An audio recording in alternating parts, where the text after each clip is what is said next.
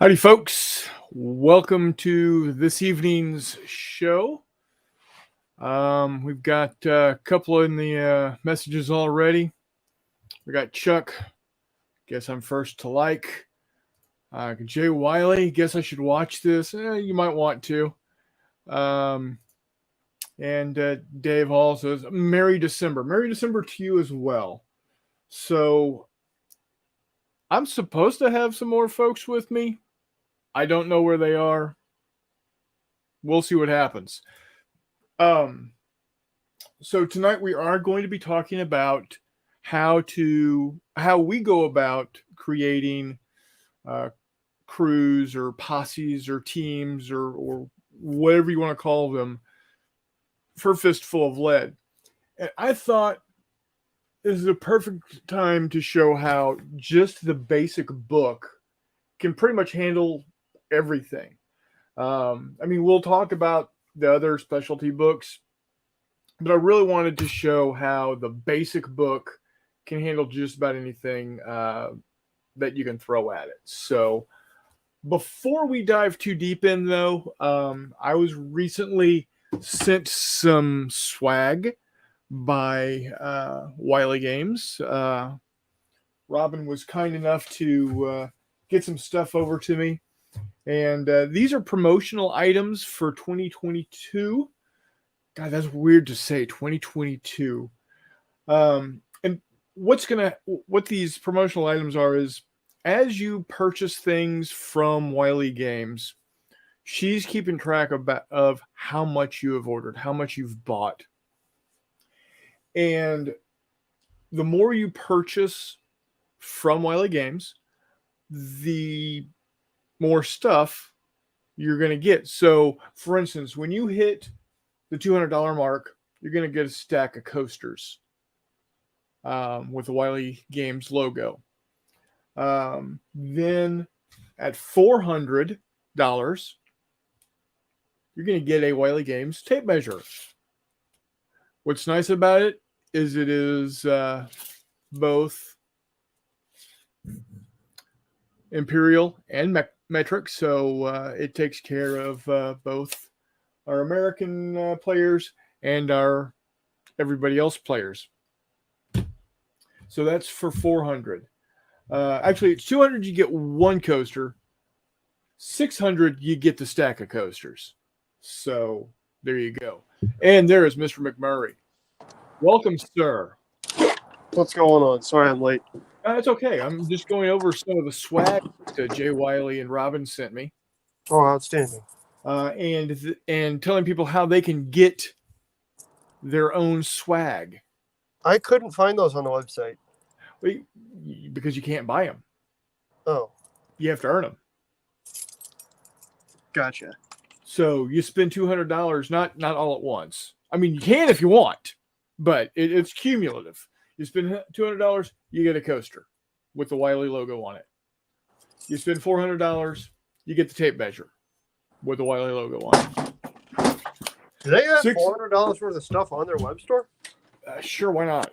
There will be. I mean, this includes their merch. Oh, that makes sense then. I was about to say, so, I got it. I don't know of a product of theirs I don't own. A book of theirs I don't own. Yeah, multiple copies thereof. Well, yeah, I have a problem.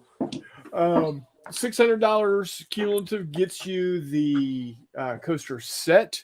If I'm not mistaken, it's a 6 in there. At $800, you get the dice tray. Check that out. And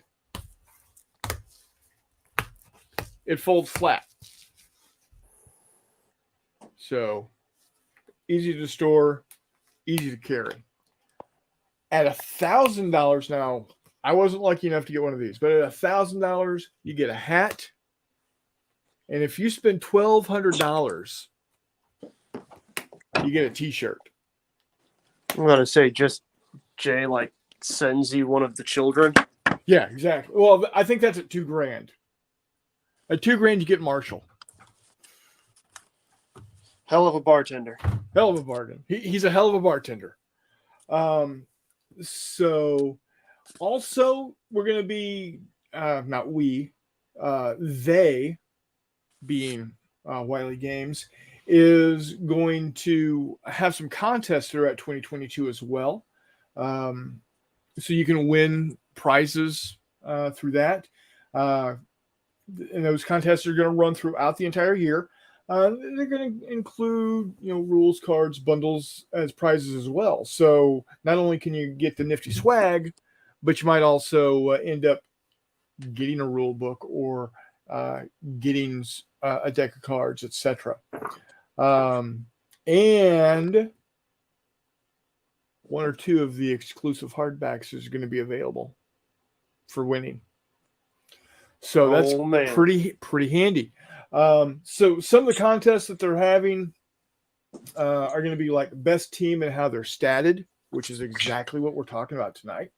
Best mashup of rules. I got to tell you, Steve's well on the way of winning that one because he does an amazing job of it. Best after action report. Best terrain for a game board. And best blood alley. How many miles can you stack dead in the same area? All of these will have to include at least 500 words about what's going on, and at least 3 picks, or something like that. You also have to be subscribed to the Wiley Games store to win, and probably the website, or not the website, but the YouTube channel as well. Speaking of which, holy crap, everybody's showing up now. Warmut and Todd. Hi, boys. Crap. How are y'all? Lovely. Good. Speaking of subscribers, 92. I will turn this podcast around. Anyway, 92. We are so close, guys. Oh, yeah. We've got 31 days left. 31 days to get 8 more subscribers. I'm sorry. What are we supposed to be listening to you? I'm sorry. Yeah. Okay. That hurts. We got 31 days to get 8 more subscribers. 30 days. Hey, today's not over yet. So, but again, if you want some of this nifty swag, it's swaglicious. That's some good swag. All you gotta do is spend money with Wiley Games. Again, a coaster for $200, tape measure for $400, $600 gets you a set of coasters, $800 gets you the dice tray, $1,000 gets you the hat, $1,200 gets you the T-shirt. Cool. So, plus you can also win it through the contests that are going to be sent out via email through subscription to the Wiley Games website. So, a couple of other things here. Steve, Two Action Steve's in the house. He says he got a signed OnlyFans shot of the Baron, and the photo was sticky. Oh, yikes! So, TMI. Jay says he couldn't help it. We got John from Joy Wargaming in the house. Heyo! And Wiley. After we received the Jay Wiley saying so close. Yeah, guys, we are single digits. We are literally on the countdown. 8 left. When we hit that 100, we're going to. I figured out what I'm going to do is I'm going to create a video saying, "Hey, we hit the 100. Thank you, everybody." Now comment below with what Star Wars miniature you want painted from me, and what size T-shirt you wear. They get an Ewok too, don't they? You gonna give up an Ewok? Yeah, I don't give a shit. I'll paint it. All right. Yeah, you'll get an Ewok from McMurray. I thought that was something that we said when I did that little quick painting video. We probably did, and I didn't remember. So I think we were shooting for 50 subscribers at that point. I think so. Yeah. So it's been a while. Joy of Wargaming says you're absolutely going to make it. I know I will. Everybody says this, but this past Sunday proved to me that we've got, because you guys are part of this, we've got the absolute best viewers out there. Okay. I was maybe 3 hours, 4 at most.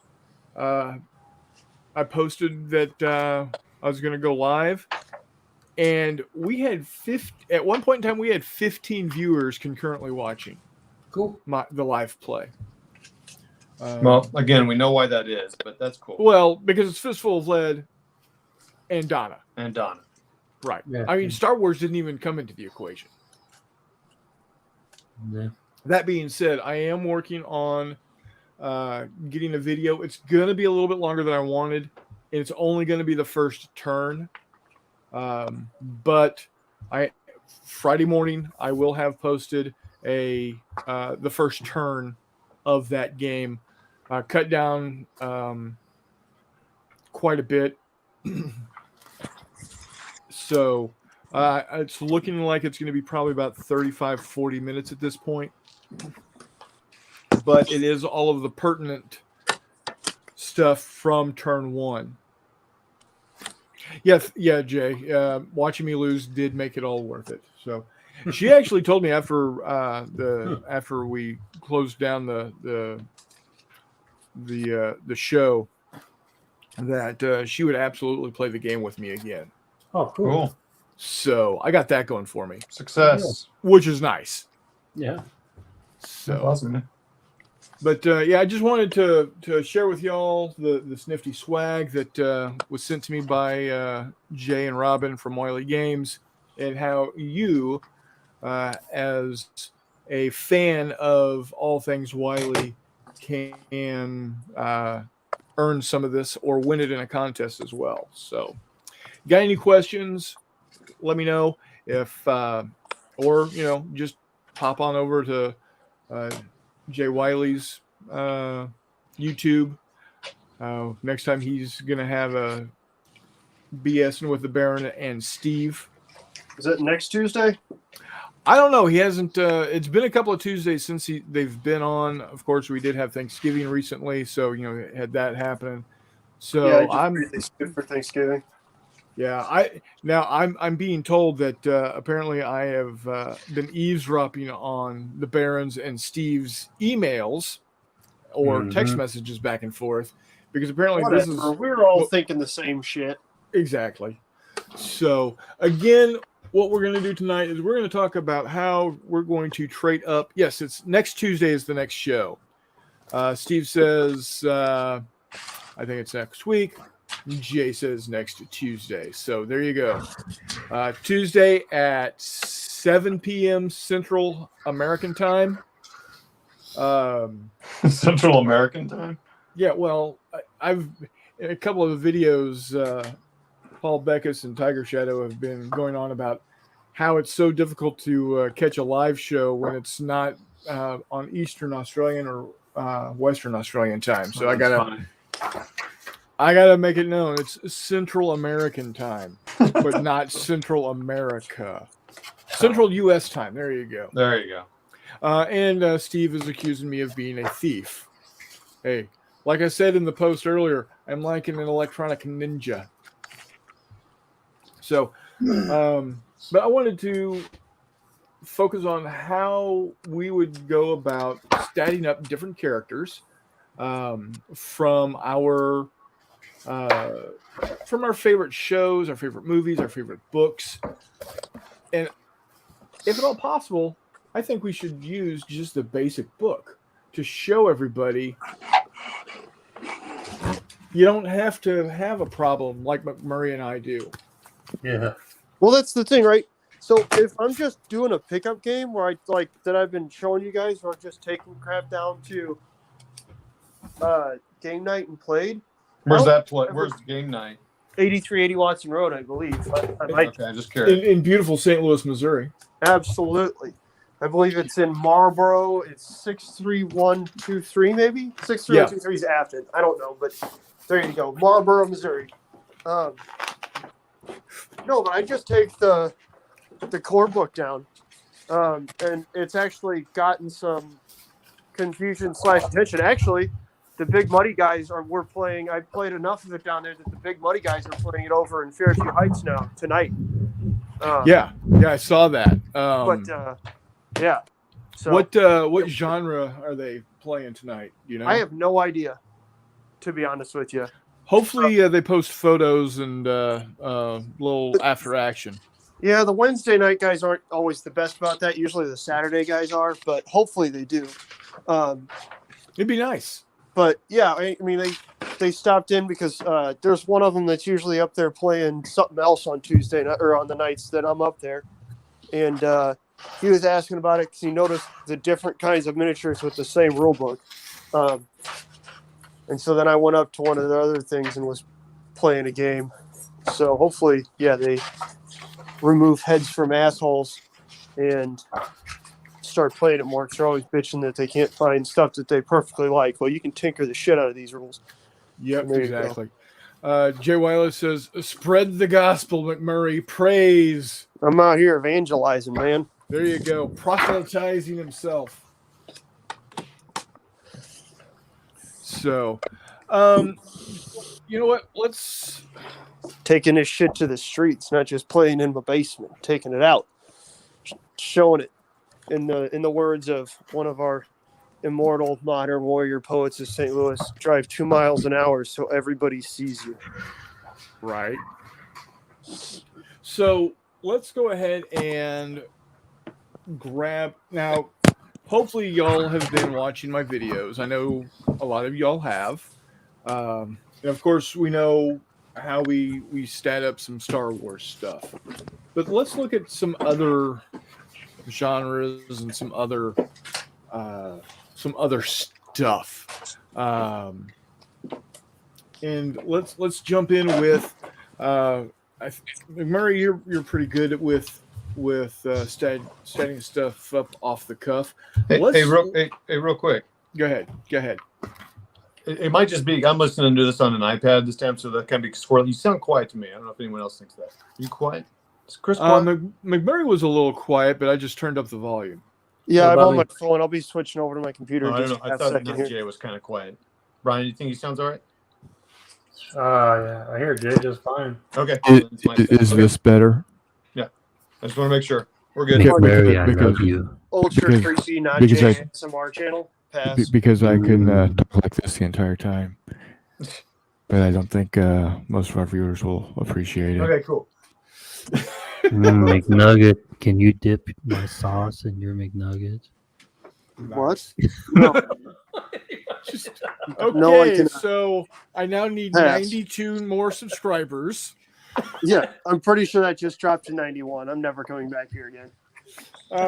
But So here's the funny thing. I don't have the regular book. I just have these. no, that's okay. That's okay. Dude, Let's go ahead and dive in. This is something I've been wanting to do and haven't done yet, and that is looking at World War II. So I can't think of a better World War II TV show, movie, whatever, to really dig in with this than Band of Brothers. Oh, yeah, I have those statted out somewhere around here. Of course you do. I was about to say, I was hoping you weren't going to say the Wild Bunch because that's actually one that I've played and I really enjoyed. Oh, we'll get to them also. But I'm wanting to show how versatile just the basic rules are, and we will look at the other. It's either McMurray making noise or Todd making noise with his Bose wireless headphones. There, got to be Todd. No, excuse me, those aren't Bose. Those are his Beats. He got the Beats By Dre. Yeah, by Dr. Dre, owned by Apple. Fancy. Anyway, but yeah, let's what would we do to start Switching over, off. Chris. Okay. Well, if my phone will unlock. Oh, all right. There you go. There we there? are. Sorry. Yep. All right. So let's start off with Winters. Obviously, he'd have leader. Well, yeah, that's hard to pass up. Yeah. Now early on, if we're talking D-Day Winters, Lieutenant Winters, he obviously wouldn't have veteran. But what else would he have? I usually do either like impervious or invulnerable. I like impervious. Oh, you ignore wound penalties on movement, attack, or recovery rolls? Yeah. Okay. I would have thought. Go ahead. That works. That's usually the centerpiece to my Ron Spears. So like the Precor Manor scenario that I put on, he had impervious, and I'm trying to think of what else. I actually have those figures have got to be sitting right around here. I painted up 1-to-1 to fight Precor Manor and did taking 2 of the guns. Oh, nice. Where that would be great to see that scenario played out. Where's that? March to Victory. Oh, yeah, I don't have the table anymore, unfortunately. There's a few we years got 3 ago. months. Yeah, I know. I got a bunch of other shit I'm working on right now. But some other good ones that would probably be good are, encouraging is super duper. Oh, absolutely encouraging. A perfect example of encouraging for him is when they're going into quarantine. Uh-huh. That's or fearless. Absolutely. It is, again, so that's where if you've got inspiring though, or I'm sorry, what is it? Impervious, you don't have to worry about it. Well, I'm sorry, that's wounds and shock. I apologize. Yes, I think fearless might have been what I was thinking of. Yeah, fearless is you ignore the penalty for multiple shock markers on recovery rolls. For example, if you had 3 shock markers, your recovery roll would still only be at a negative 1. I got it. I would also definitely give him veteran, but yeah. Unmute yourself. Quit unmute yourself. Hey, two things. One, I think I like what Not Jay was talking about. Like maybe if you want to play him earlier in the war, not putting veteran on there, and then you could put him on for later scenarios. That'd be kind of cool.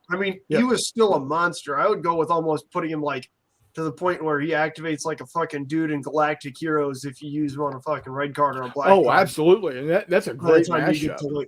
That's a great mashup of rules. So real quick here, I think we need to take a step back here for a second, though. I think we got started too early. So when you're creating how many traits do you normally give people and stuff? I don't know how to. Okay, so 3 for leaders, 2 for specialists, 1 for troops. Correct. Me at least is usually how. But it's your game.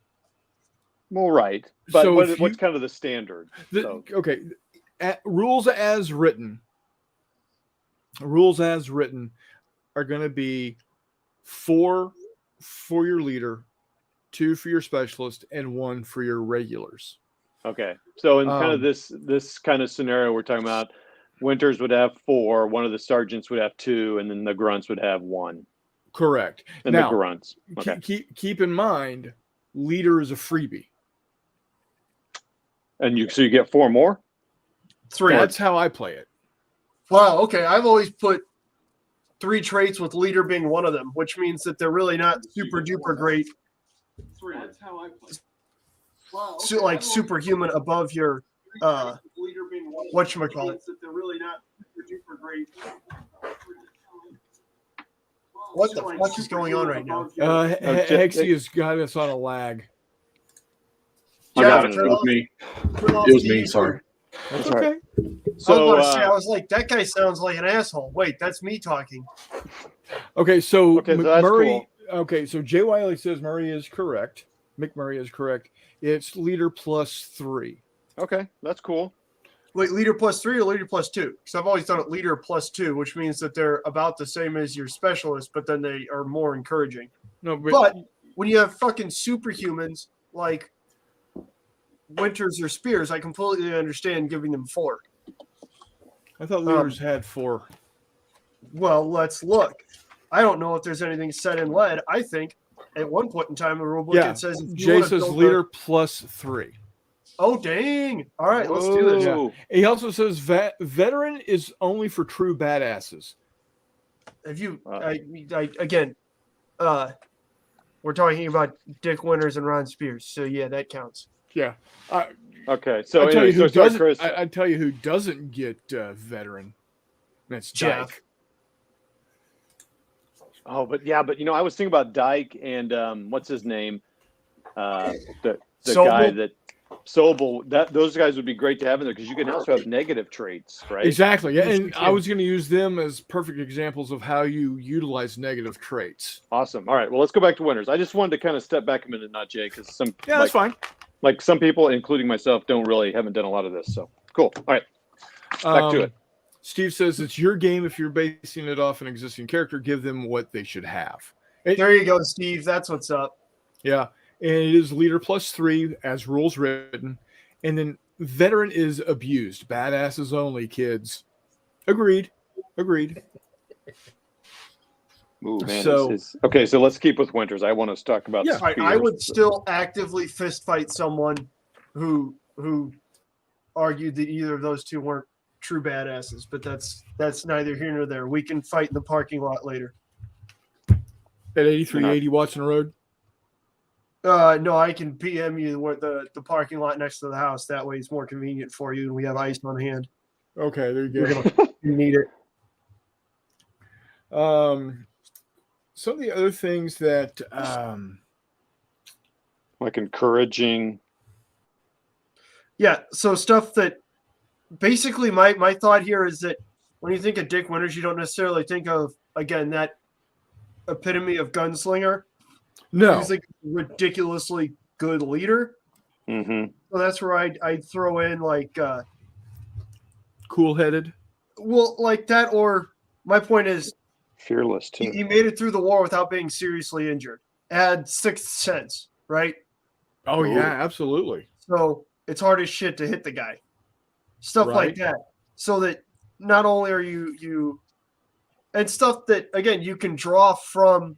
Okay, he took a ricochet where it's somewhere in northern France. That's Carentan. In Carentan. Yes, so yes, somewhere in northern France. And that's it. So sixth sense. Make him re-roll. He managed to not get hit, right? Exactly. Yeah. Oh yeah. At the same time, impervious, because guess what happened? Yeah, walked over to an aid station, got bandaged, and continued. Nerves of steel. I mean, this is a cool thing, man. There's so many things you could put on them. And that's the thing. You're not looking for the trait that says really good medical care.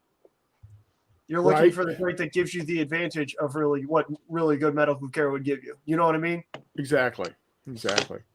It's if you don't like the system or if you can't find a trait that works, it's probably because, no offense, you're a moron and you're not playing in the spirit of the rules.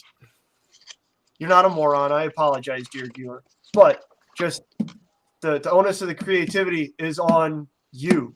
You don't have to go, oh, I don't like this book. This doesn't capture something just how I like it. Do it yourself, man. That's the fun part. Oh, yeah. Yeah, we don't even have to. You don't even have to get into how you can make your own traits. But let's. Yeah. Well, I like the idea of sticking with the book because that's what. Steve says it's like McMurray has played before. So strange. Yeah, right. Most of the like stat changes that you would find are already as traits. The one that I always like see and I'm like, man, that'd be cool is something that's impervious, but for shock. But that'd be really powerful because you get a lot of shock models, and that's kind of a big part of the game. Yeah. But there is where is it? There is something that allows you to ignore. There are things that ignore shock.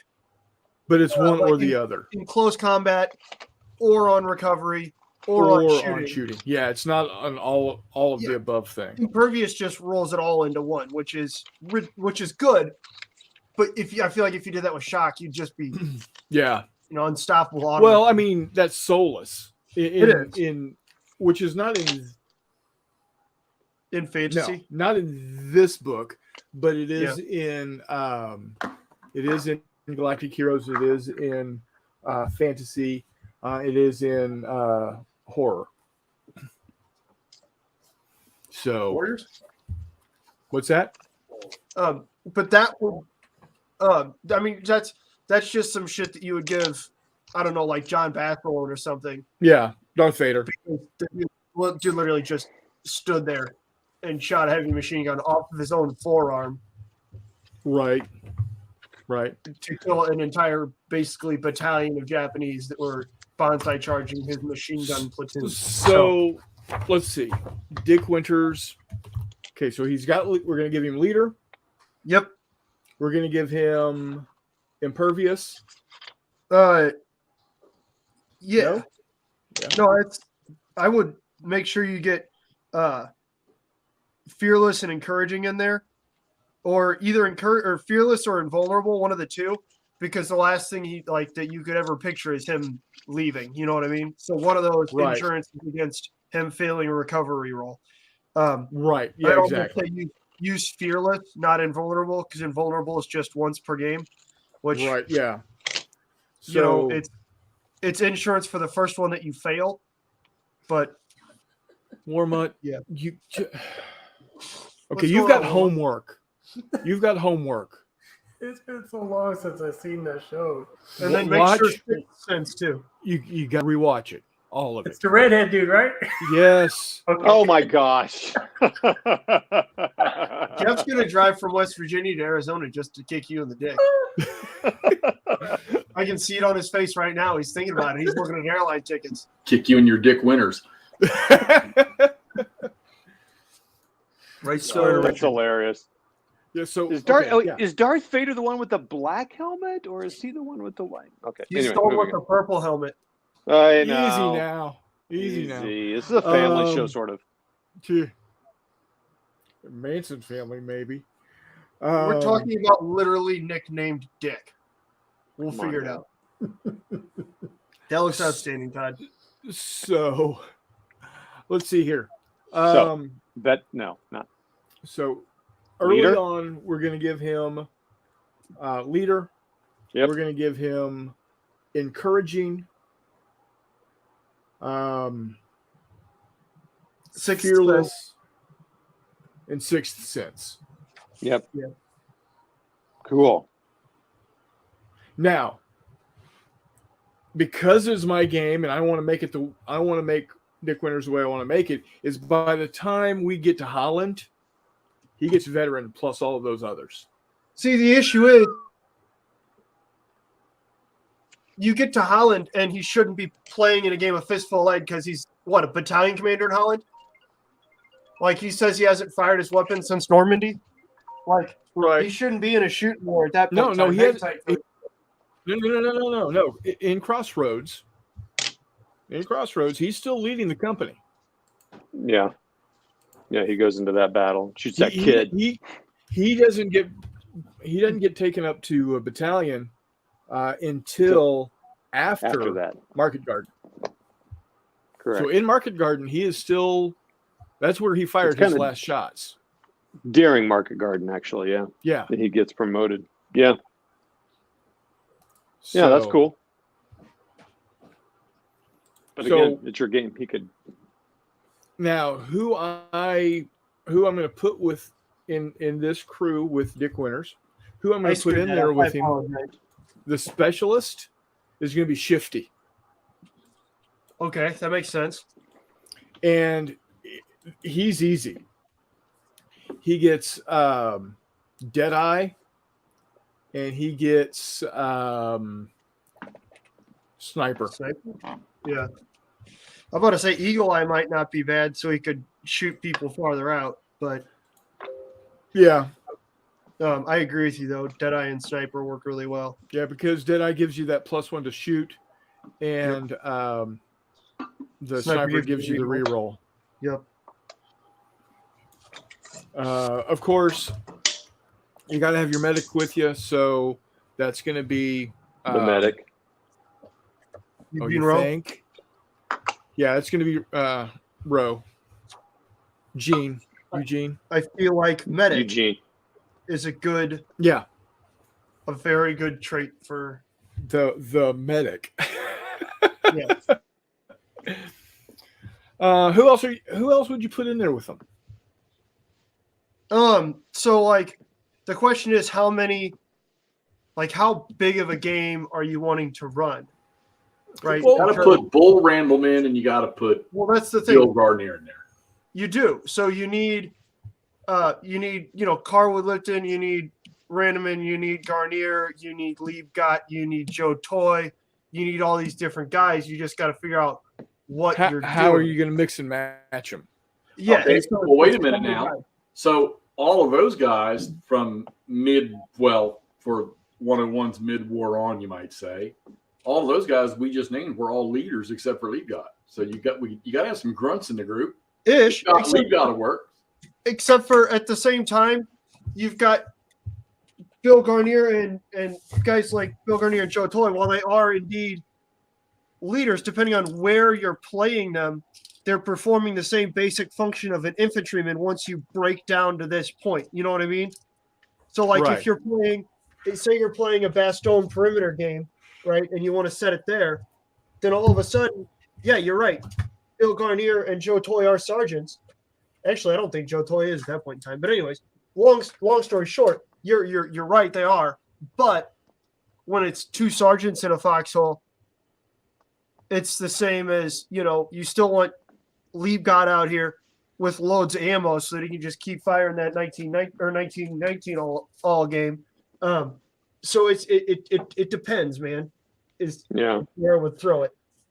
If you can make the traits fit the game that you want and make the traits fit and have the traits perform and emulate the things that you're looking for, who cares what rank they are? Like, there are absolutely times where I would almost argue that someone like Shifty Powers should have more traits than somebody else, even though Shifty's a private the whole time, whether he's a leader or not. And I don't know about you guys, but I've run into some Fistful of Lead games where the person who's technically in charge isn't necessarily who I would put as the leader. Like if we were playing a game, let's say we're doing that assault on Foy, right? Yeah. Where they're charging across the field. I would not make Norman Dyke my leader because that would be worthless. Right? Because there wouldn't be a way to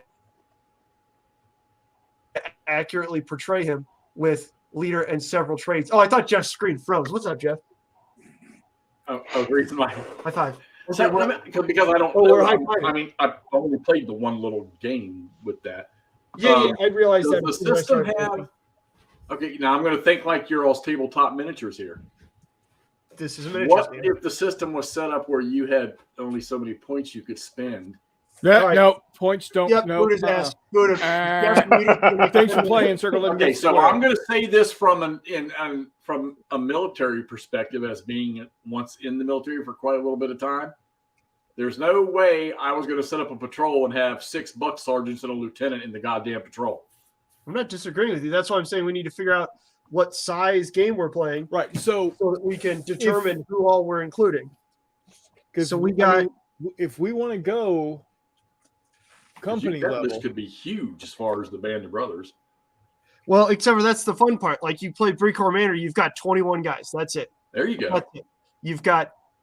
I lumped 2 of them into one person for a 1919 team, the one that was set up next to the abandoned truck along a hedgerow, right? So not not Liebgott's team that was in a hedgerow, but the one that stayed static. I set up with 2 models in one unit, one team, counting as one model, so that I could just have 4 people playing 5 guys each, because we had 8. And then the Germans were on the other side and just had a shitload.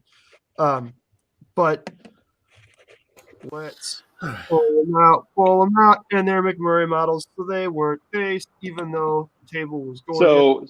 So Hexy, I mean, so Jeff, yeah, you're right. I mean, what you could do is if you want to play a small game with 5 to 10 people, you could have your lieutenant, a sergeant, and maybe a specialist, and then you'd have grunts, and you just choose which one of those guys you went with.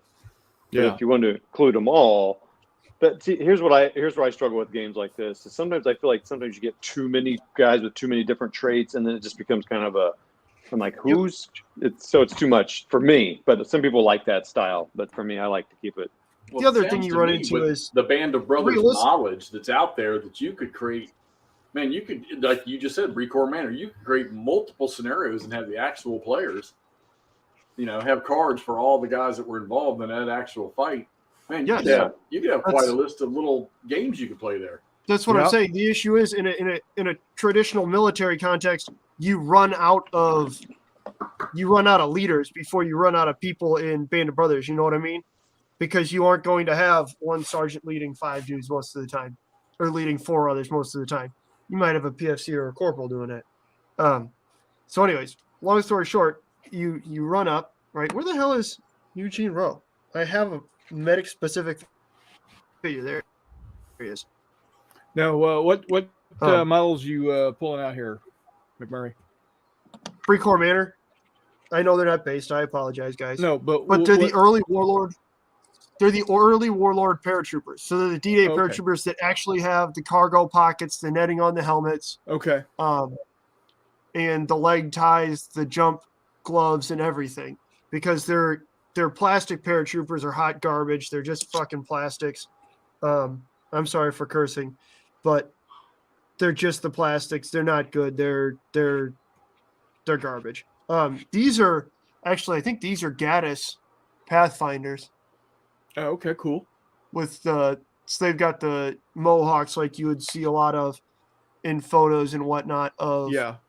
the 101st. These guys actually took the time, because I never take time to paint anything in too great of detail, but I did take the time on these guys. These guys know what they're doing. They've trained with everything. They've trained with these rifles a bunch. So I took and painted the gas tubes on their M1s that real worn silvery color, because those were cast instead of parkerized, and so they were painted instead of parkerized, because they were just cast iron parts. That's how I used to show that. I tried playing bolt action and saying that's how I showed it. Guys were veteran and people just completely lost all sight of what was actually going on. But anyways, so yeah, these are Brecore Manor guys that I painted up for Brecore Manor. Like I said, there's 21 of them. There's I don't remember who I was actually playing that as, because that's a kind of a shitty sculpt. You can see that the barrel on this folded paratrooper carbine broke off. But you've got, unfortunately, there's only so many sculpts. I had to get 2 of the same boxes, Yeah.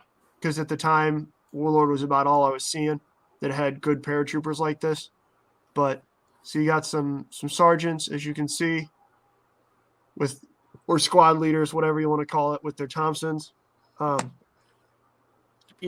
are 2 again sets of 1919 machine gunners, which is perfect because there are 2 there. And then you've got just a mix of a couple more guys with Thompsons and more guys with rifles / carbines. It works out. It's not a bad box. It's just, again, disappointing because there's a few repeats. I think the only ones that aren't repeated are these couple command models and the medic. Right. But yeah, they're good figures. They paint up pretty well. I did paint them like the 101st. They're not in the gray. They're not in the green. They're in the tan. Just like the Pathfinders, I painted up like 101st. Because the 82nd jumped in olive drab. The 101st jumped in tan, in traditional khaki. I think it was a 1942 or 1943 uniform. But yeah, so that's, like I said, that was cool. And then I had, just diverging from the traits real quick, but into the unique characteristics and whatnot of Fistful of Lead and how you can adapt that for different games. I basically had the German gun crews the gun crew would activate on a card, and they basically just tried to make a certain number of task rolls as a pool of those 5 guys. And I don't remember if it was 3 or 4 had to get a task roll each turn. We played it a couple times. I know one time we played it with each turn. You had 5 guys trying to make a medium task roll, and if 3 or more of them got it, they got a round off. And then I know in a second game, each turn on activation, those guys would roll each. They would roll, and then I think it took 5 successes total to get a round off. So we did have one turn where it went each time, but you know what I mean. But they stacked. Right. It was just, and then the German objective was to hold the guns long enough to get a certain number of rounds off or whatnot, and then instead of doing like a turn limit, and then for the Americans, obviously it was to take the guns. But anyways, that was back to there. Back to statting out characters. Our previously scheduled stuff before I went on a rant. I apologize. Hey, no, that's fine. Content building. I mean, it is directly related to Yeah. Band of Brothers and statting things out and playing Band of Brothers. So, but yeah, it's. So let's step back from specifically talking about how we are going to stat out these characters and think about, okay, I want to stat out these characters, or I'm watching a show like, say, Stargate SG-1. And I think this is kind of where Hexy's mind is that what's my first step of the process? And when you're talking about something like Band of Brothers, I'd say figure out what model, who you want to model. In other words, who do you want to be in your crew or your team? Yes. So, in my mind, my one of my crews is going to be Winters, Shifty, Toy, Malarkey, and probably Muck. No. Row. You always want that medic. You always want the ability to get rid of wounds. So then, once I figure out who I want there, of course, what I'm going to do is going to watch all 10 episodes again. As you should. As you should. And start looking at, okay, what characteristic does that particular individual have? In the case of Band of Brothers, that person, because they are real people. If it's a fictitious show like Saving Private Ryan or Stargate SG-1 or Star Wars or Battlestar Galactica or whatever, what does that what makes that character them? As we discussed with Shifty, Deadeye and Sniper. He shoots real good. Yeah, because he shoots real good. Medic for medic, obviously. So before you even crack open the book, think about what makes that character unique, other than their name. Stargate SG-1. You've got, Teal'c is, a badass. Not veteran level badass, but he's a badass. He's good at hand-to-hand fighting. He's good at shooting with his stick. Jackson is good at figuring shit out. So task rolls, baby. Yeah, he's a task roll guy. Colonel O'Neill is actually Colonel O'Neill. This is in definitely in the fantasy book, and I think it's in either Wasteland Warriors or the Gothic horror Tales of Horror book. Is being able to sling. You're able to sling barbs, worded insults barbed insults. That's absolutely appropriate. I was about to say, give him like mesmerize or some shit where he's Yeah. just screaming obscenities at somebody and they pay attention to him. Right, exactly. Steve says, remember, your crew doesn't have to be 5 figs. You can have more if you or your players can manage them. 7 Absolutely. figs seems to be a max. After that, you best be playing bigger battles. Exactly. I was about to say, I've had a lot of success when I'm playing with a lot of people, like knocking it down to 4, especially if you then make one of those a grunt group, just because you're not waiting as long. For it's easier for people to pay attention and track, I think. I don't know, maybe not. Yeah. It seems, I don't know. Again, so with 4, you still have, 6 guys in your crew, right? Right. Your leader, your specialist, your 1 regular, and then grunts. And 3 grunts. So you actually, you got 6 models. dudes. So you're still running around with a fair number of guys, if you really want to be, but you're only having to, activate 4 times, and working on activation seems to be where most of, at least the games I play, tend to stall out just a little bit. Right. And the one I'm looking at is Sharp Tongued, and it's in fantasy. There you go. Absolutely one of my favorite new traits. It is in the basic book, which is right here in my melee. I'm going to look it up real quick because I love the wording of it. Oh, sharp toned? Yeah. Yeah. Let's see. I'm looking at all the random stuff I got here. Oh, these are fun models to play Fistful of Lead with while you're looking that up. Is these I think this was a free figure at one point in time, but it works really well with these Merrill's Marauders.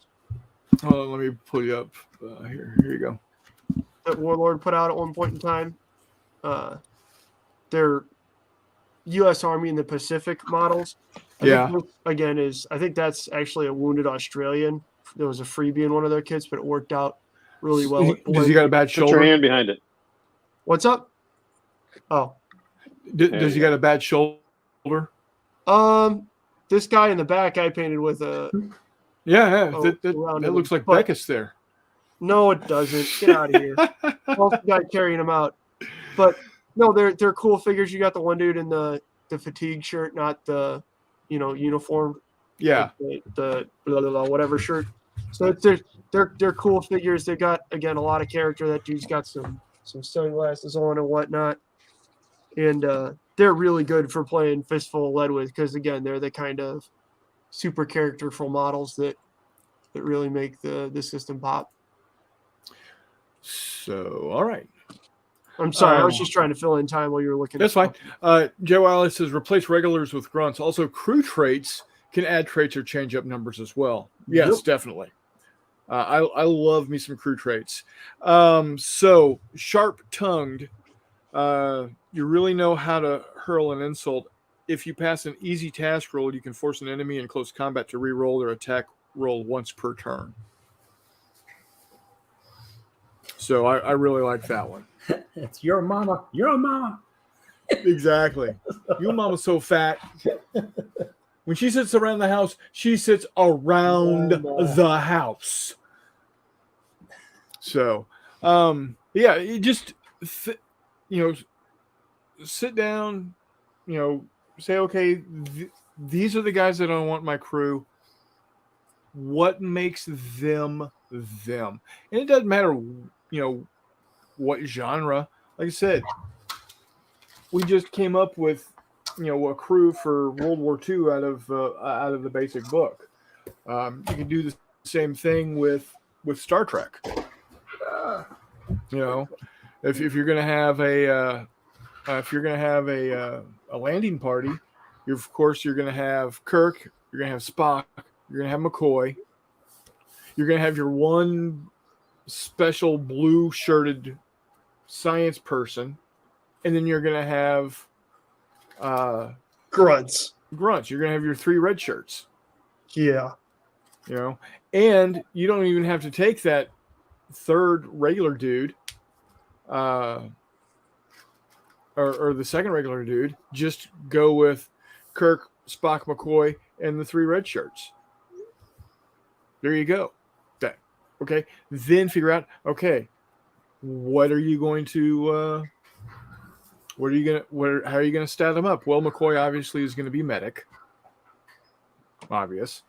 The red shirts are going to have probably some sort of, just basic thing. Is there an idiot disease trait? No, There needs to be a bullet that'd be magnet negative. trait. What's that? There needs to be a bullet magnet trait like pet, except for the entire force. Well, Just like bullet magnet plot armor or something like that. let's see here. Lousy. Everything is going out. Did it ever occur to you that Jay's just using our podcast as like some sort of obnoxiously dumb bouncing board for future projects? Yeah, I'm perfectly fine with okay that. with this. Yeah. You could go with sickly, but call it something different than sickly because it's a +1 to all wound rolls made against the model. Oh, that's fair. Just call it something else, and that's the other thing. Bullet magnet, bullet sponge, Yeah, exactly. The red shirts could If be you, green. chicken shits. Well, there is coward. Well, that's the thing. Red shirts aren't necessarily cowardly. I'd argue that they're usually No. pretty brave. But see, They just again, suck though, at dodging. you if you find the trait that works, but you don't like the name, change the name. Exactly. Like I said, sickly a +1 to all wound That's what I rolls. was. Yeah, that's my point. Figure out what they can do. Call it a phaser. Call it phaser Call it magnet. bullet sponge. you know? Yeah, like they're sitting hard. Um. That's what she said. Hello. Ew. I was gonna say, that's actually a perfect one. A perfect one for Sulu, swordsman. Yes, Steve. Greenhorn. Call them rookies. Sulu? There you go. Oh, I was thinking Uhura. Never mind. Uhura. It's a good day. Yeah. Anyways, But for like Kirk, dude, so I'm sitting over here looking at all the random stuff I have played Fistful of Lead with, and the number of models that I'm seeing in this case are just ungodly. absurd. Yeah, no, I'm pretty sure that there's not like a period in here that I haven't played Fistful of Lead with. Oh, here's a cool one. I painted up a bunch of Brits to be like real bog standard home guard in the Canadian 1943 uniform that was issued, or 1930 whatever uniform that was issued to the home guard, so the entirely green. Yeah. Yeah, somewhere around here I've got. Here's the RAF warden. He was a pain in the ass in that show in Dad's Army. Oh yeah. And then I don't know where the gun is at, but I've got some artillery crew that I painted up essentially one of these guys. Come on. A gun on a naval mount that I used as either a light howitzer or a light anti-tank gun, just because it's home guard. So screw it. There you go. But yeah. Jay Wiley says, sadly, there are people that don't enjoy trading up characters, which is fun, which we're showing right now, and just want to be told what's what. And, that's fine. I still need to send all of those to you, Jay, but that's okay. We can do that. That's over here. Actually, I was about to say, we just went into some rather obnoxious depth on setting up World War II characters out of the core book. What do you say we give stats to something completely different? Sure. Let's do. I'm trying to look at what other miniatures are around, and unfortunately, I have a lot of World War II miniatures around. Let's see. I've got some conquistadors over here, but I can't think of a movie right off the top of my head that uses a bunch of conquistadors. Yeah, Romans. Predator. Well, that's still kind of modern, though, Brian. You know what I mean? You could go. Let's. You could go with Romans and go with. Yeah, we'll grab the snakes on a plane figures. What is it? Plebes. West Side Story. I was looking for models that I could use for the characters from Cleves, and I've been incredibly disappointed in my inability to find any. Oh, Hercules. there's two that you can get from the Gangs of Rome slaves. I'm also really dumb and didn't think to build them during the Hero Forge massive sale, where I did just get all the figures for Fistful of Letterkenny. Oh, there you go. So I need to check those out. But actually, Jeff I think he was wanting to make a joke with West Side Story. That wasn't you. Who said West Side Story? Everybody's got AIDS. So I did, but it wasn't a joke. You had the Sharks and the Jets. There's a whole lot of characters in there. Yeah, I mean, you could absolutely go with that. You know, and the great thing is, if you don't want to worry about building your own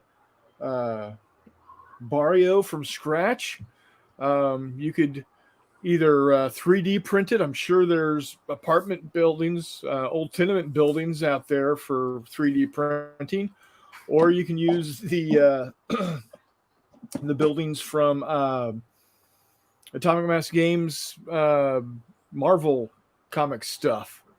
The Crisis Protocol. Yeah. Yeah, that's fair. So what are you pulling out here? What do you got? So I'm pulling out the bad guys in my. I can't find the second in command, but the bad guys in my Snakes on a Plane game, which I was hoping to keep. All right, let's see here. So I've got basically the idea is you've got when Roman veterans retired, they were given a certain parcel of land somewhere, usually in a colony, to then farm and basically be reservists with plus a good retirement. Right. So what I've got there for is I'm pulling the figures out. I've got my Roman or my bad guys, the Snakes on a Plane as they were. Right. Plane referring to flat, broad land such as the steppes. Yes, Plaine or Plain. And this was it's a nice scalable game because you can put however many groups out on the table as you want to. But it is a rather Hollywood style game. So we've got that's what this is all about. Yeah, because Hollywood. it's Snakes on a Plane. Right. Just no Samuel L. Jackson. So we got this. This is the Druid leader. I have no idea where this model's from. It's certainly not a Druid, but he looks spooky and sorcery looking. So whatever. I like him. He has a minimal amount of clothing, so he's perfect for leading the Snakes on the Plane, which there are lots of snakes involved. I need a little modesty marker here. We have 3 groups of these nice little gentlemen. One with spears, one basic group with swords. Again, with their bit of modesty going. Yeah. Yeah, their womanly virtue protected. His virtue is protected. His is not.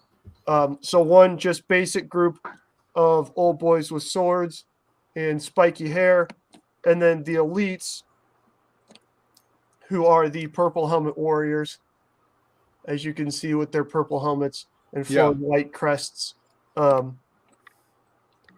We've got the purple helmet warriors, who are the elites, but they're still a grunt group for this.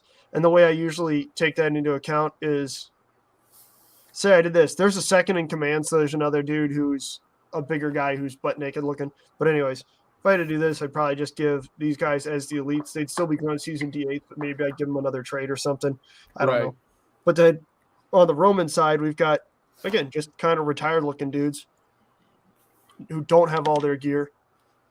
He's just got a helmet and a pilum. I'm sorry. This dude's got just an old standard and a sword, and a couple guys with a little bit of armor and a sword. And then their leader is this guy, All right. Jamius Jacksonius, who is tired of all the snakes on his plane. Nice. Actually, Jay, you might appreciate this. It might be an Old Glory model you will actually appreciate because it's one of the only single models they sell. There you go. And it's a good model. I like it. It's the Spartacus, I think. But so again, and these are super easy to stat up. You stat them up in the same way. You look at guys and you think, he's got a mount. Let's give him the trait mounted, Chris. What do you think about that? You know, really, when you look at a lot of the characters, or you look at the models, they just tell you what you're gonna have. Like your guy with a pilot, or the guy with the standard. Yeah. They get lunge. Yep. You know. Yep. Because, well, right here, lunge. You may conduct close combat from 2 inches away. Yeah. Why? Because they got long, pointy things. Or this guy with his pylum, it's a thrown spear, but since he's a dude who's been doing this for 20 years at the minimum, maybe you give him eagle eye. So all of a sudden he's chucking it 5 or 9 inches, just a little bit farther because he's used to it. He's good at it. Right. And the thing is rather well engineered to throw farther and to hit hard. Right, exactly. Okay? So there you go. Or, instead of being good with a pistol, he's got good gear. So there you go. Or what's another good one for that?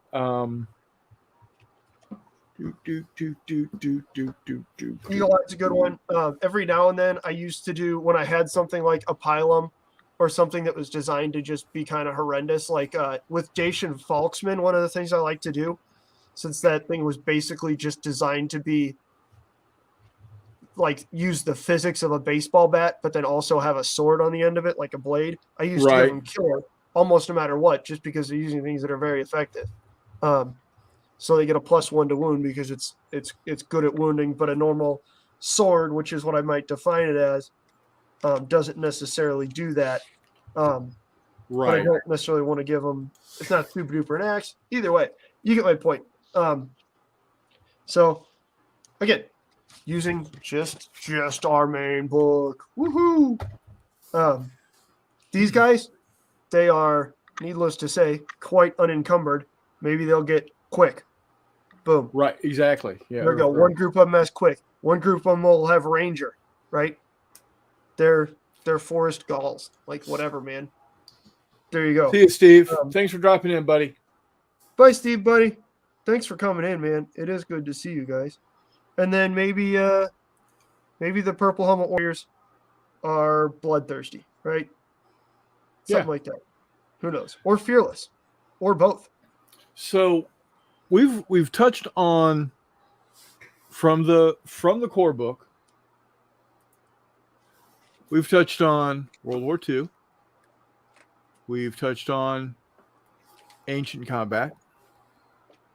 Yep. I'm sure. Oh yeah, they're right here.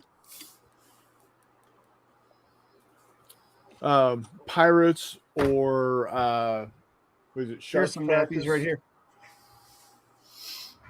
Here's some mostly painted Napoleonics. Yeah, that's one genre I would never been able to get into. Dog, painting them in 28 sucks so bad. Well, and the reason why I couldn't get into Napoleonics is because you have to have like 800,000 of them. Well, that's the thing. So I got these guys. Let me get the Romans away real quick. What you got there, Warmut? Hold on one second, buddy. What you got? Good, man. Take it away, Warmut. It's good. You got some. Got my fryers. What are they? Fryers. You got any broilers? I'm about to say, I used to have. So there were these two cannibals, right, Brian? In the Caribbean in the early 1500s, and one of them says to the other one, "Man, I got to go to the witch doctor." He goes, "Why, buddy? What's wrong?" He's like, "Man, I've had a terrible, just horrible stomach ache ever since I ate this Spaniard last week." And the guy's like, "What? Really? I eat Spaniards all the time. I never have a problem with it." And he goes, "Yeah, man, I cooked it like we always do. I put him over the fire till he was nice and juicy and nice and well done. Good bark and crisp on there." I'm using smoker terms for you, Chris. And dude, he tasted great. Didn't look undercooked or anything. I charbroiled them like we're supposed to. And And the guy goes, and the witch doctor says, well, what did he look like? And the cannibal says, well, he's a little short guy, a little chubby, was wearing brown clothes, and he had the top of his head shaved, and then this real weird ring of hair around his head. And the witch doctor goes, and you charbroiled him? He goes, yeah. Obviously, they made sure that they had their FDA interior temp got up to 160 and everything. So once they had figured out all that stuff, the witch doctor goes like, I think I know your problem. You said you charbroiled him, but that guy was obviously a friar. Heyo. Yeah. I'm gonna catch some hate from Jay on that one, but that's okay. Wiley right, says Nappy's fighting vampires.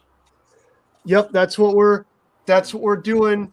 That's what I got these. Well, I didn't get them for vampires, but I got them for small unit, kind of odd Napoleonic stuff. And see, I could do Napoleonics like that because, dude, they're still just 6 shades of a pain in my ass to paint, though. Oh, sure, but you only have to paint 10 of them. Actually, if you do it Nappies versus vampires, you got to paint 5 of them.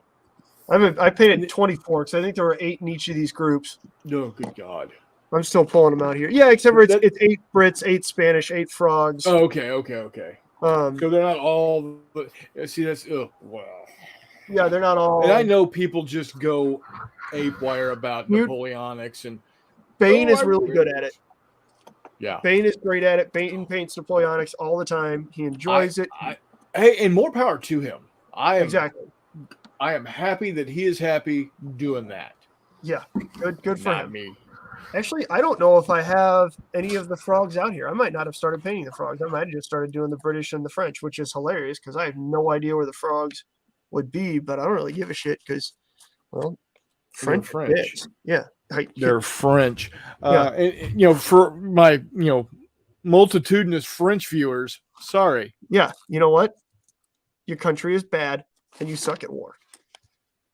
Well, sorry. Call Python. I don't give a fuck. Sorry. De Gaulle. I don't know who you want to. In all fairness, De Gaulle was really good at micromanaging the war from across an ocean. So I'm sorry, there's 6 each. I don't know where the frogs are. They're probably in the other room still. But you got 6 Spanish looking all kinds of 6 shades of spooky, like gorillas. Including this nice lady who I intended to use as Sharp's wife. 6 Brits who they're super characterful models. Like they look like they've been on the peninsula. Some of their epaulets are coming off. They've all got, patches on their knees and stuff. You see the sergeant, he's got patches on his knees. His uniform is torn. I think this officer. What? They're not pristine? No, yeah, Napoleonics are supposed to be pristine. I think the officer is the only one who doesn't have tore up pants. And then that's the wrong color under turnbuckle, whatever the hell it's called. It is. And then I also got these 3 monks from, I think, East Riding Miniatures when I ordered some. They're East Riding Miniatures. I don't remember where I got them from, but I got them when I was ordering bases somewhere.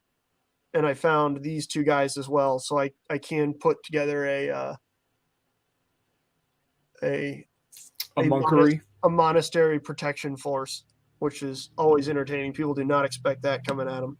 Nobody expects the Spanish Inquisition. That's accurate. I actually just got off the phone with Battle Valor Games earlier tonight because they ran a super good sale. I think it's actually still going 25% off over Battle Valor, guys. They got a bunch of really kind of wacky 28mm stuff, as well as 15mm fantasy and sci-fi. By all means, I'd highly encourage you to go over there and look. With the 25% off, it's quite manageably priced. And they have cool reward schemes. Do they have the Spanish Inquisition guys? Because that'd be cool. They have modern Spanish Inquisition guys with guns that are on their way to me already because I ordered like Monday, and today the owner called to see what extra packs I would like, which was phenomenal customer service, and I was tickled pink by.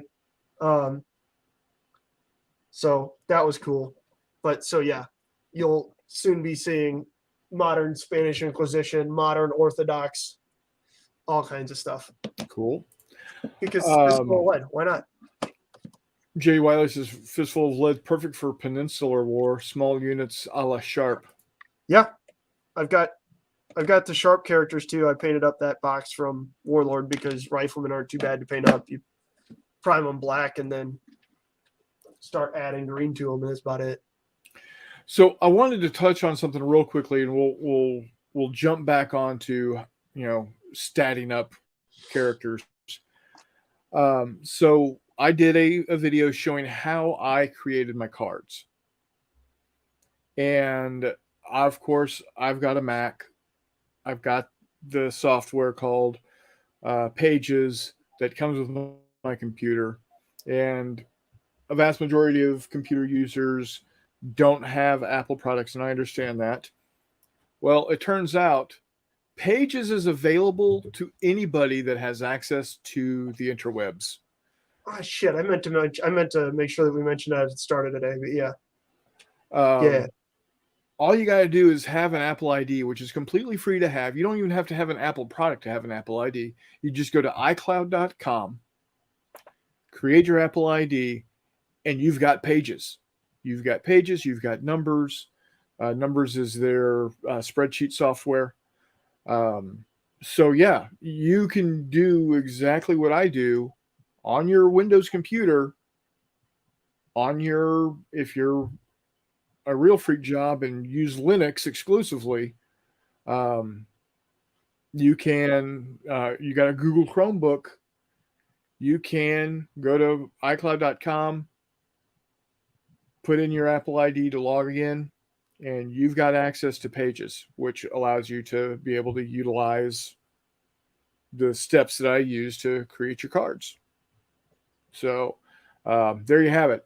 Somebody did post a question on the Wiley Games Facebook group asking if there was any fillable card blanks.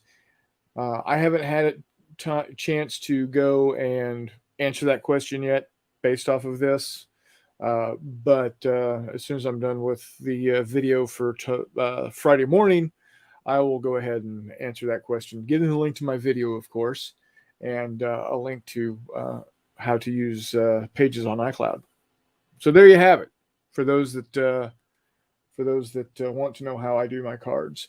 Now, Jay Wiley and Steve are actually, get paid to do this stuff, to make their cards.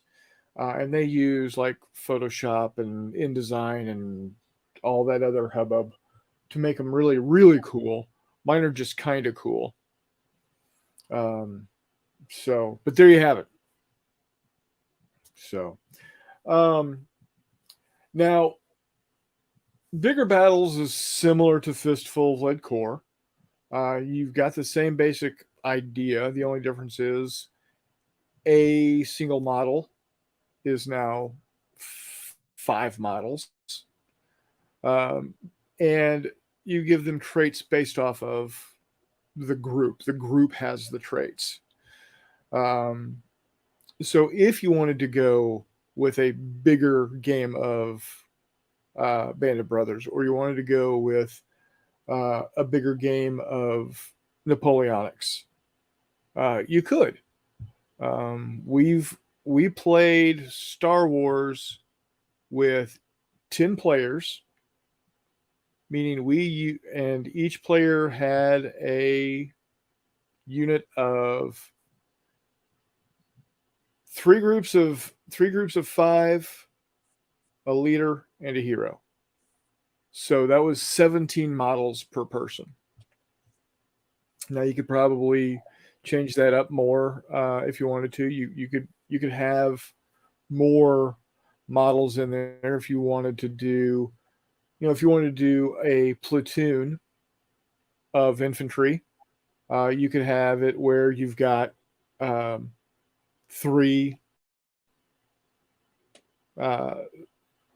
squads of 12 and a platoon leader, and you could even have like a special weapons crew in there for machine guns or mortars or whatnot. And you could have a full company plus on each side very easily, Like I said, we played Star Wars with 10 players. We used 50 of the 52 cards. And it still went pretty quickly. Was that game took about 4.5 hours, McMurray? So you're talking about the big game? Yeah. So that was the interesting thing. The first several turns on that big game, despite the fact that there were well over 180 models on the table, only took like a half hour each. Yeah. And then because rules familiarity helps, but sure. Kings. Okay. Kings, go. If you're not going to, especially the first few turns, you're not starting to shoot at each other most of the time. You're moving around, you're maneuvering, jockeying for position. Yeah. Go for it. Especially if you're on opposite side of the table. Even if you are shooting at each other, so long as you're on opposite sides of the table, get after it. Who cares? But it's realistically, it's people get all tripped up because there's so many figures on the table, but it doesn't have to take very long. No, like I said, and as your models start getting pulled off because they're out of action, the turns go faster and faster. So, bigger battles allows. I mean, you can easily play a you can play it. What is that damn World War II game called? Flames of War?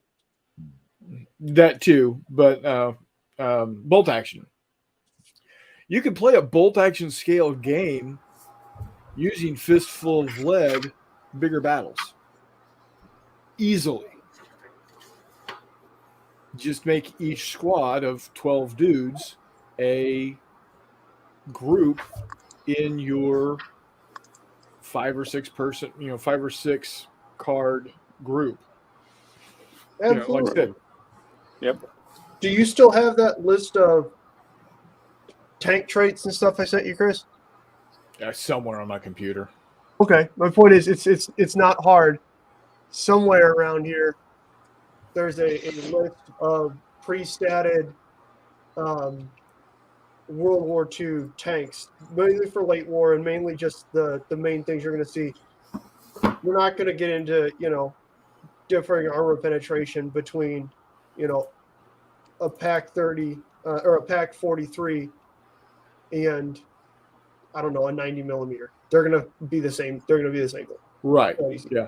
Well, here are 2 examples for bigger battles that I've statted up.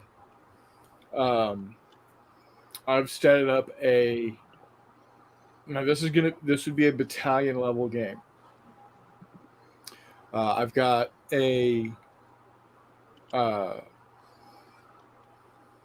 one of them is Magak 6, which is the Israeli M60, and it has 10 models in its group, which is a company because they use the Soviet style 3 companies per platoon, or three tanks per platoon, 3 platoons to a company plus a CO. And I gave them the leader has inspiring, and he has an ability of camouflaged. In the vehicle traits, I gave them heavy armor, stabilizers, tracked, and turret. Now, where did I come up with those? Well, I figured out, armor is armor, so that's a 6+. Stabilizers, I came up with the trait. It might be somewhere in one of the books. I don't know. I can't remember. But I just, I state what does a stabilizer give me the ability to do? It allows me to not have a negative when I'm moving to shoot. A track allows me to have, cross country in the open without any negatives, and it allows you to cross rough terrain as if it were open terrain, but I only get to make up to one 90-degree turn. Turret gives me 360-degree arc of fire. Then the crew also gives me traits, and that's going to be eagle-eyed and steady. Eagle-eyed is, of course, additional range, and steady, no negatives for shock when shooting, because the Israelis and tanks are pretty much badass. And then their weapons, 105 millimeter cannon, which is a single die for damage, but it's an AP2. So if you're shooting at a medium armored vehicle, it acts like it doesn't have armor at all. And then of course there's a machine gun, but that's only used in close combat. So that's how you trade up a tank, or in this particular situation, accompany a tank for bigger battles. So again, I can't remember if I sat down and figured out, okay, what are the names? Are these traits in the books themselves? If they are, I don't remember which book they are. If not, I found out the traits that I wanted them to emulate and just changed the name to be, to be what it is. Same thing with the infantry. I did the same type of thing. So I would be tempted to make the tank just one unit, but you made the tanks a group of units, just like you would grunts or something. I mean, well, I'm using bigger battle rules for it. Sure.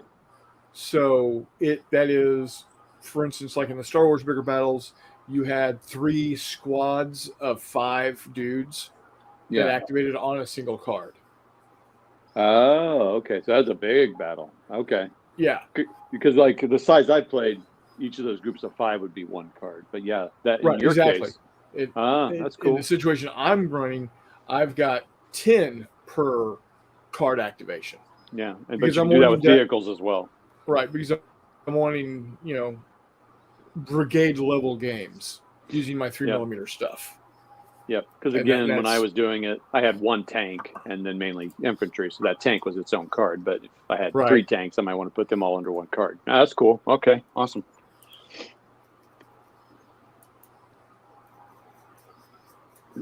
And then I did the same thing with the Israeli infantry. It's 10 infantry stands, and it's they're mounted in M113s.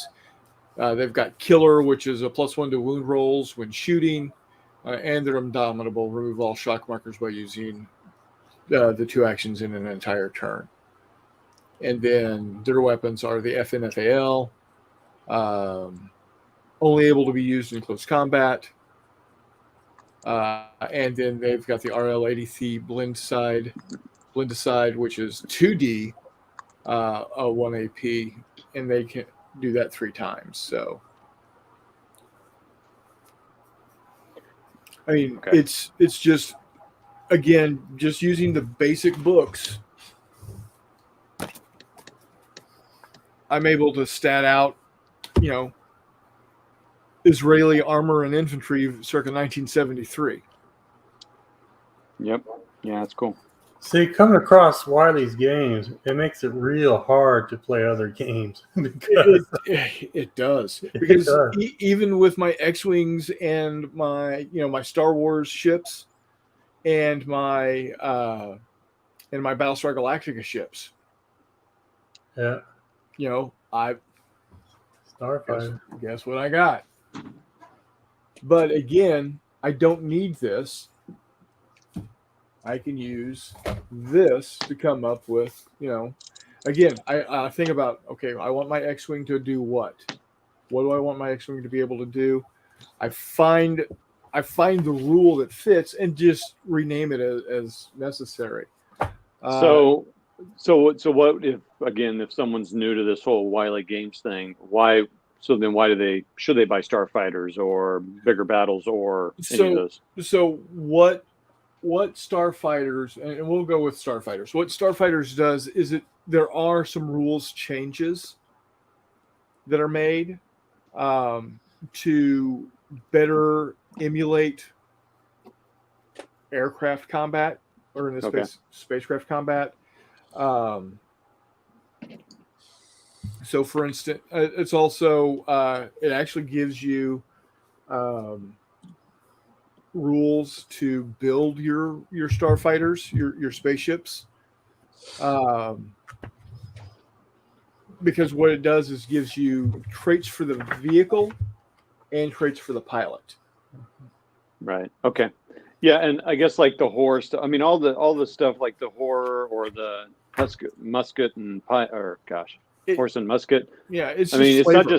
it's not just Jay also coming up with this. He's got a whole group of guys that he, has in his area that he games with, and there's not Jay and others and McMurray that are helping feed him ideas, and they're always bouncing ideas off each other and coming up with goofy stuff together. So it adds just that flavor of like horse and musket. I don't know anything about that, so I got it because I thought it'd be kind of nice to know because I don't know the era at all, and it'd be kind of fun to know what some things they could put in there. So anyway, cool. So got another viewer coming in here.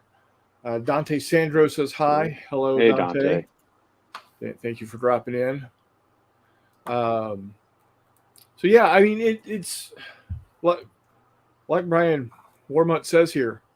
Once you've played Fistful of Lead and your mind has been opened to all the possibilities that are out there, it is hard to play any other game.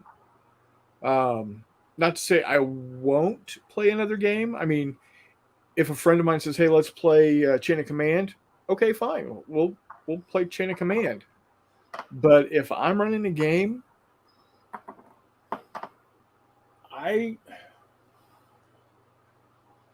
unless it is unless it's force on force, which force on I can do the same thing with Fistful of Lead. It does things a little differently, and I like how it plays, but that's beside the point. I'm hard pressed to find another game that I want to play that is playing with my X-Wings, or hell, I'm even working on jet fighter rules. I've already got stats for MiG-15s and F-86s and F-9F Panthers for Korea. And I've actually run a game for my buddy Mike Burke, playing starfighters using my overlay of jets. Also I'm also working on Vietnam era, figuring out exactly how I want to do missiles, because not only were they inaccurate, but they also like to fail a whole lot at the beginning of the war. F4 pilots figured out real quick that if you fly through a cloud, your Sparrow might not launch. So, but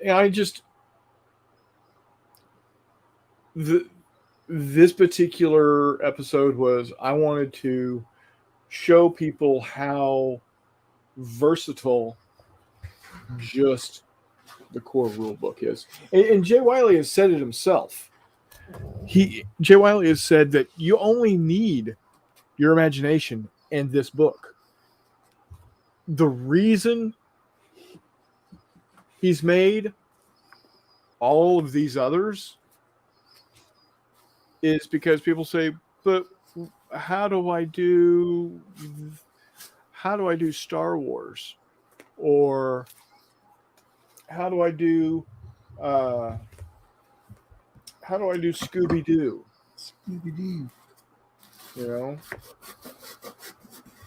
How do I do Pancho Villa? Now, granted, it's not necessarily Pancho Villa time frame, but you know what I mean. Is it a money grab? Sure it is. He's not in it for the fun. He wants to be able to play with more toys, and this is how he plays with more toys. So, and I'm not going to fault him for it. Let's see here.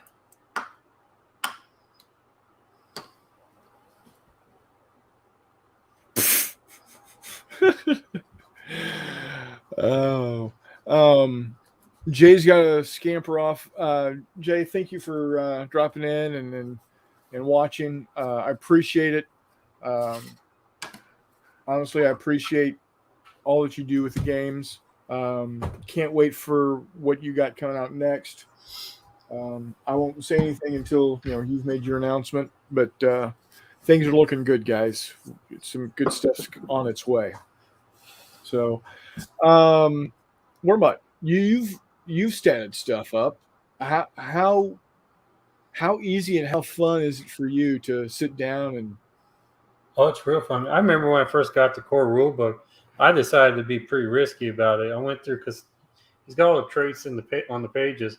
I decided to number them 1 through 100 or 1 through 972, how many traits he has. Yeah. And then I rolled a die. Oh, that's cool. And that's how I did. That's how I picked the traits. And then you pick your negative trait if you decide to have a negative trait go with it. So yeah. But yeah, that's mainly how I do it. Like you guys were talking about with who's that redhead guy again? Anyways, the band of brothers. But just the company commander. Yeah. But how you guys were trying to relate the traits to the movie, the show, or the soldier, or whatever. Yeah, I do that too. So, it's just okay. You have your leader. It's your game, your world, man. How do you want him to be? So, and stuff. So that's why it's the best. It's the best, I think, out there. So yeah.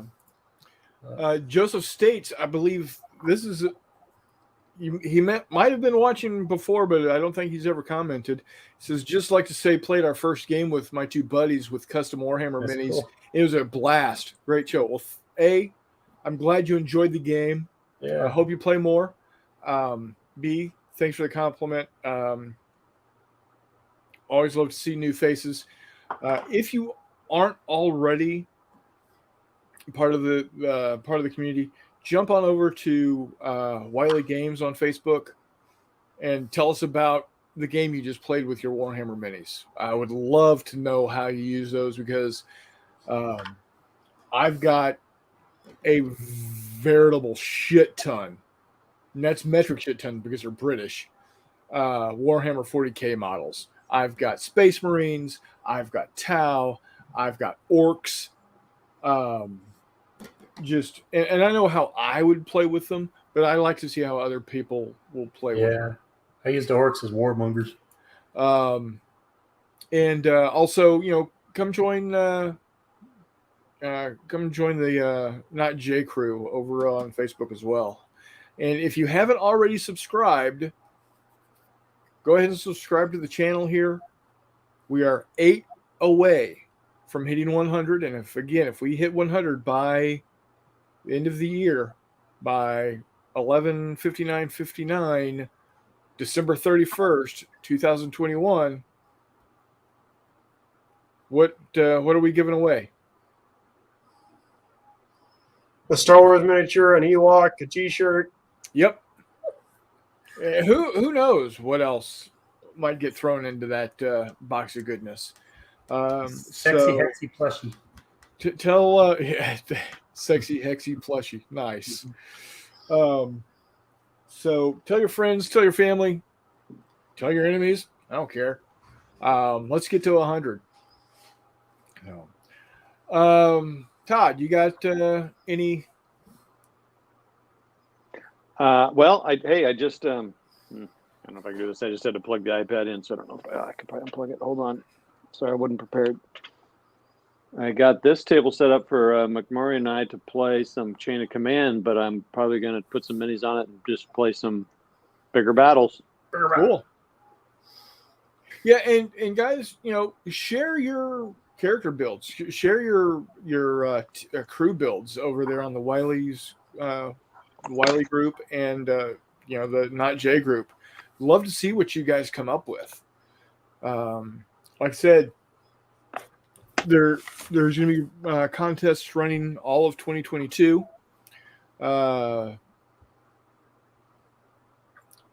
That could get you coasters or tape measures or dice trays or hats or T-shirts from Wiley Games. So, Tiger Shadow's in the house. Hello from Australia, or hello to Australia. Can we win Wardrobe's coffee flask?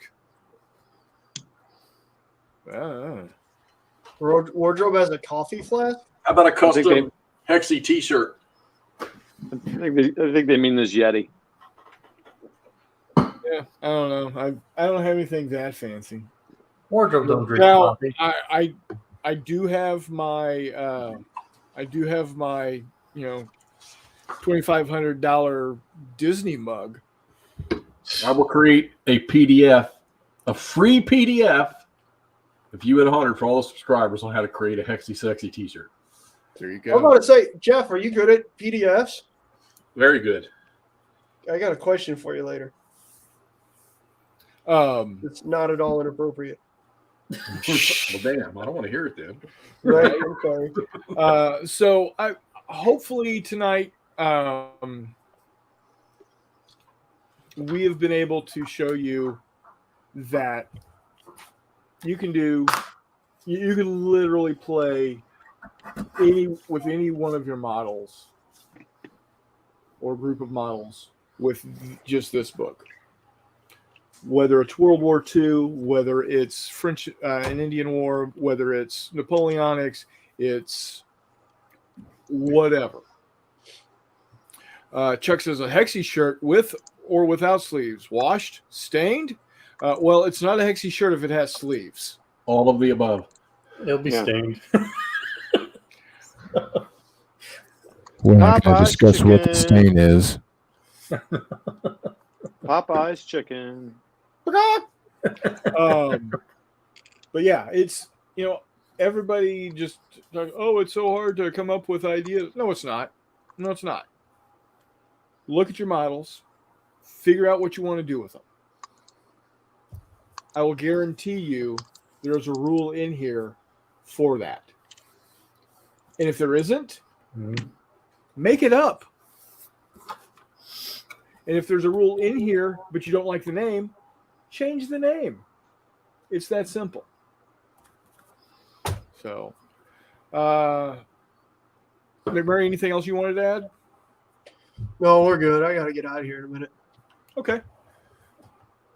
Jeff, anything you'd like to add? No? All right. Ryan? No. No? Okay. Play Fistful of Lead. Yeah, play Fistful of Lead. Todd? Nope, all good. Play Fistful of Lead. Bigger battles. So again, Wasting the Warriors. just to show you, dice tray. You can earn the dice tray by spending cumulative $800 with Wiley Games, and that includes their merch. So, Only special people have the hardcovers. actually, they've got one or two that they're going to give away during this next year. See, Todd? Nice. But it's I don't even not have- I going don't to even have you, one of those. Brian. I don't have one of those. The coasters. I'm actually using one of the coasters right now, so I don't have rings on my desk. There you go. And then of course, Yeah, God forbid you get rings on underneath and on top of all the spilled paint and shit and super glue. actually, I don't have that on my desk. Oh, That's you on just my- got a new desk, didn't you? yeah. Yeah, that's fair. Chuck says grass stains from his favorite golf course. Yeah, there you go. Grass stains. Those would be on the knees of the pants, Chuck, unfortunately, not the shirts most of the time. Anyway, so, well, folks, we've been hovering right around 8 to 12 viewers all night. Thank you again to my viewers, to our viewers. It is greatly appreciated. If you're not a subscriber, press the subscribe button, please. I looked at the statistics. about half of the people that watch this show or watch my videos aren't subscribing. Press that button. Ring the bell. Give us the thumbs up, likey thing. So, see, Dante says, "How are you? We're great. We're just about to leave. Tiger Shadow says, wraps up. Thanks, guys. A good night to all. Absolutely. Thank you, guys. Good night, everybody. And one last, thanks for the laughs, everyone. You're welcome, Richard. Take care.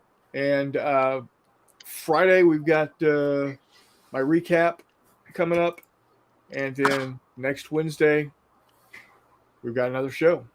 Until then, see you on the flip side.